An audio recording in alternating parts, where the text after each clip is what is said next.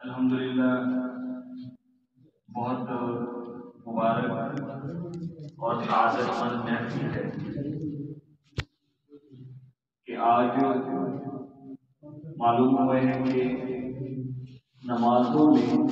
فجر کی نماز میں اور غالباً عشاء کی نماز میں ہمارے بھائی عزیر صاحب نے پورے قرآن مجید کی تلاوت کی ہے اور آج اس کی تکمیل ہوئی ہے۔ یہ بہت ہی سعادت بھی ہے اور انتہائی قابل تقلید بھی ہے۔ قرآن مجید کی تلاوت ہمیں پڑھنے کی، تلاوت کرنے کی اور سننے کی سعادت حاصل ہو جائے، اور یہ بھی انتہائی سعادت مندی کی بات ہوتی ہے کہ جائے کہ وہ تلاوت ہمیں نماز میں سننا نصیب ہو جائے اور نماز میں اس کی تلاوت نصیب ہو جائے تو اس سعادت مندی میں اور اضافہ ہو جاتا ہے، کیونکہ اللہ تبارک و تعالی کے ساتھ رابطہ کا سب سے بہترین ذریعہ نماز ہے۔ نماز میں انسان اللہ تعالی کے سب سے زیادہ قریب ہوتا ہے، اور دوسرا ذریعہ قرآن ہے۔ قرآن اللہ تبارک و تعالی کی کلام ہے، اللہ تعالیٰ کی ذات سے نکلی ہوئی کلام ہے، اللہ تعالیٰ کی صفت ہے۔ جیسے اللہ تبارک و تعالیٰ قدیم ہے، ہمیشہ سے ہیں اور ہمیشہ رہیں گے، ایسے ہی قرآن مجید بھی اللہ تبارک و تعالیٰ کی صفت ہونے کی حیثیت سے ہمیشہ سے ہے اور ہمیشہ باقی رہے گا۔ تو قرآن اور نماز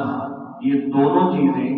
اللہ تبارک و تعالیٰ کے قریب لاتے ہیں انسان کو۔ جب انسان نماز انتہائی خشوع و خضوع سے پڑھتا ہے اور اس میں قرآن مجید کی تلاوت کرتا ہے یا قرآن مجید کی تلاوت سنتا ہے مقتدی ہونے کی حیثیت سے توجہ کے ساتھ، تو اللہ تعالیٰ کی قربت حاصل ہوتی ہے، انسان کے، مسلمان کے درجات بہت زیادہ بلند ہوتے ہیں۔ تو ہمارے عزیر بھائی نے جو مکمل قرآن مجید کی تلاوت کی سعادت حاصل کی ہے، یہ ہم سب کے لیے اس حیثیت سے قابل تقلید ہے کہ ہمیں اپنی نمازوں میں جو تلاوت کرتے ہیں، جو حصہ ہمیں یاد ہے تو اسے ایک تو انتہائی توجہ سے پڑھا کریں اور زیادہ سے زیادہ یاد کرنے کی کوشش بھی کریں۔ اگر ہمیں 10 صورتیں یاد ہیں تو ان صورتوں کے حفظ کی تعداد میں اضافہ کریں، حفظ کی مقدار میں اضافہ کریں۔ روزانہ ایک صورت چھوٹی ہمیں یاد ہو سکتی ہے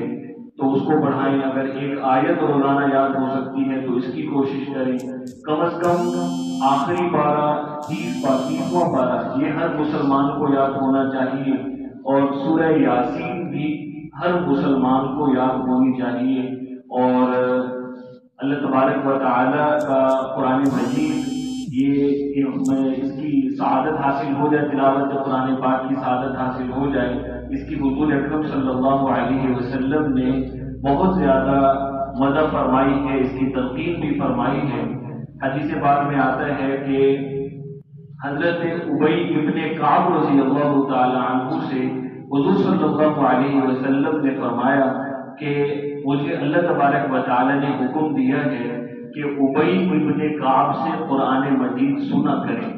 ان سے کہا کریں کہ وہ قرآن مجید کی تلاوت کریں، اور آپ نبی کریم صلی اللہ علیہ وسلم ان سے سنا کریں۔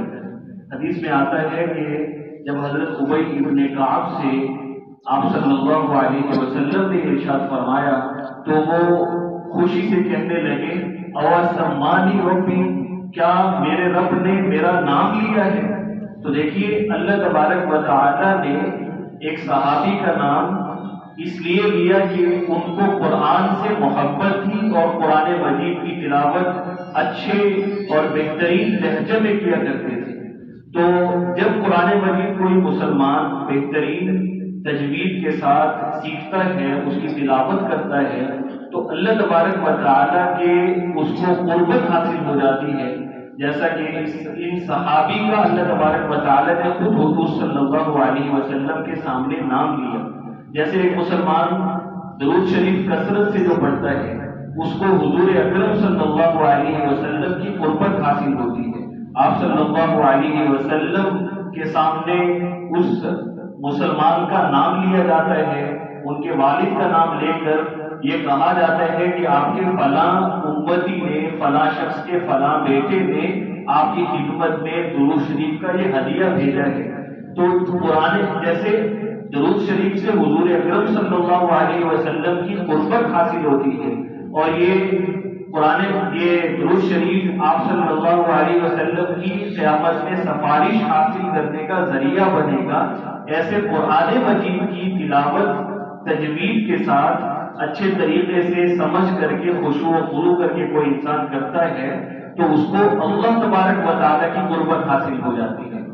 اور ہم جیسے حضور اکرم صلی اللہ علیہ وسلم کی سفارش کے محتاج ہیں، قرآن آپ صلی اللہ علیہ وسلم کی سفارش قیامت کے دن ہمیں حاصل ہو جائے، ہر مسلمان کی یہ خواہش ہے، تمنا ہے۔ ایسے ہی ہماری یہ بھی خواہش ہونی چاہیے کہ ہمارے ہی سفارش کرنے والوں کی تعداد میں اضافہ ہو، حضور اکرم صلی اللہ علیہ وسلم کے سفارش کے ساتھ ساتھ ہمیں قرآن مجید کی سفارش بھی حاصل ہو جائے۔ اور حدیث میں آتا ہے کہ قرآن مجید ہی سفارش کرنے والا ہوگا، قیامت کے دن بھی سفارش کرے گا، اور قبر میں انسان جب پہنچتا ہے تو مختلف صورتیں احادیث مبارکہ سے معلوم ہوتا ہے کہ وہ قبر والے کی اگر عذاب قبر اس کے پاس آنا چاہتے ہیں تو وہ عذاب قبر سے حفاظت کرتی ہے، عذاب قبر کو دور بھگاتی ہے۔ تو عرض کرنے کا مقصد یہ ہے کہ اپنے معمولات میں قرآن مجید کی تلاوت کو شامل کرنا چاہیے، اور اس کو اس طرح اپنے اوپر لازم کر لینا چاہیے کہ جس طرح انسان کے روزمرہ کے معمولات ہیں، کھانے پینے کے معمولات ہیں جو لازماً سر انجام پاتے ہیں، اور کوئی بھی عذر ہو جائے کھانا پینا چھوٹ نہیں سکتا، ایسے ہی کوئی بھی عذر ہو جائے تلاوت چھوٹنی نہیں چاہیے، زندگی کا لازمی حصہ بن جانا چاہیے۔ البتہ یہ ضروری نہیں کہ بہت زیادہ مقدار تلاوت کی جائے، یہ ضروری نہیں کہ ایک پارہ ہی تلاوت کیا جائے، نہیں، اس سے کم بھی جتنا وقت آسانی سے نکل سکے وہ تلاوت میں شامل کرنا چاہیے۔ لیکن جو معمول بنا لیا جائے چاہے ایک پاؤ کا ہو، پھر اس کو روزانہ سر انجام دینا چاہیے، پھر اس میں ناغہ نہیں ہونا چاہیے۔ میں مبارکباد پیش کرتا ہوں حضرت مفتی محمد آصف صاحب دامت برکاتہم کو کہ ان کی تحریک پر، ان کے مشورہ سے ہمارے بھائی عزیر صاحب نے قرآن مجید کو پوری نماز کے اندر مکمل طور پر سنائے ہیں، غالباً 1 سال سے بھی کم عرصہ میں مکمل ہو گیا۔ یہ ہم جیسے اماموں کے لیے بھی قابل تکلیف ہے، اور ہمیں بھی یہ اس سے تحریک لینی چاہیے کہ جہاں بھی ہمیں نماز پڑھانے کا اگر موقع مل رہا ہے تو روزانہ فجر کی نماز میں اور مغرب اور عشاء میں ترتیب سے قرآن مجید کی تلاوت کرنی چاہیے، تاکہ ہمیں بھی قرآن مجید یاد بھی ہو جائے، یاد بھی ہو جاتا ہے، حفظ بھی ہو جاتا ہے، اور مکمل قرآن مجید کی تلاوت کرنے اور مقتدیوں کو سننے کی توفیق ہو جائے گی۔ اللہ تبارک و تعالیٰ ان کی یہ محنت قبول فرمائے اور ہم سب کو قرآن مجید سے محبت عطا فرمائے۔